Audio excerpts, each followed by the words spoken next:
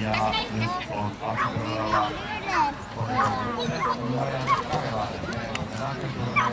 Kulta Kymmenen Tekki, Kulta Ykkönen ja Kulta Ykkönen.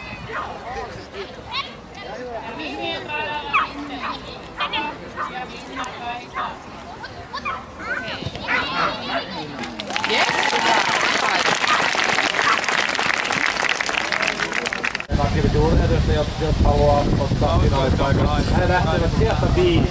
Nyt alkaa olla niukasta tämä homma. Elikkä johdossahan siellä on Reikä.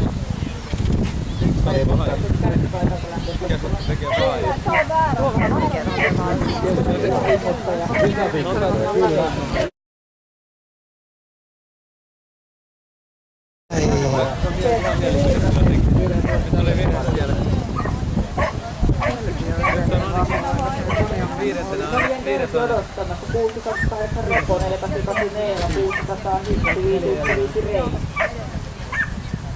Mikä se on Ripossa ollut se aika?